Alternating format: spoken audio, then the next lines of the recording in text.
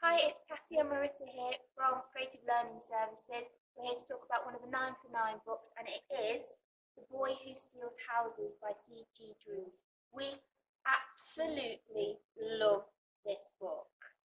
We haven't shut up about it. We haven't. So this is why we're doing the videos. We wanted to talk about it and get really excited and get you guys really excited about it as well. So let me explain a little bit about what happens. So it's about two brothers called Sam and Avery. They have been homeless for the past few years because there's a lot of drama in their past and there's quite a bit of a history of violence as well in the characters now and in the past as well. So their father abandoned them when they were very, very young and they went to live with their aunt, and then their aunt got kind of fed up because Sam's got this violent streak in him, shall we say, and it's a bit problematic looking after them both at the same time. So she kicked them out, and since then they've been homeless, they've been living on the street, but they have been stealing houses for the past few years as well. And what they do is they find a house that, like, the people are on holiday or they've moved out for a little while or something like that. The house is empty, so they break into the house.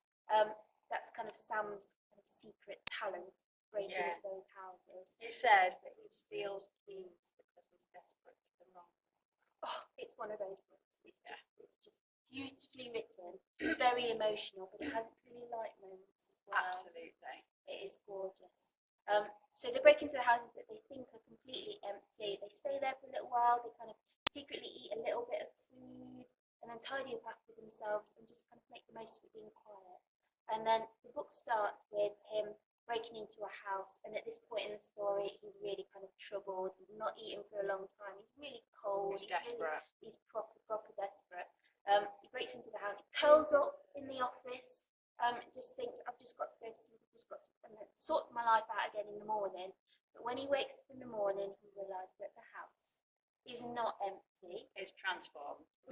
Completely different. Full of hustle and bustle. And a wonderful family, which we absolutely adore, called the Delaney family. And, well, I don't think we can tell you any more because that will completely ruin the surprise. Other than to say that all of the characters in this, one of the things I love about it the most is that all of the characters in this are so relatable. You love each and every single one of them for a completely different reason, and they feel very real, and they feel as though their backstory is portrayed really full of life. Yeah. So you can really, really relate to each and every single one of those characters.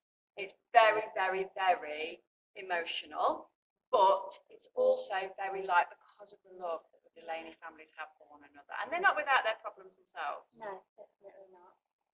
No, and it is, as we've already said, it's really, really beautifully written. Yes. There is, I'm going to read you the very first line, which just kind of shows how powerful and beautiful it is. It says, "If it hadn't been so dark and if his fingers hadn't been so stiff with dry blood, he could have picked the lock in 38 seconds.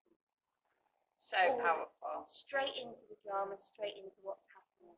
I'm calling her the new queen of the metaphor as well, because this book is absolutely jam-packed, full of original and beautifully described metaphors that absolutely pack a powerful punch.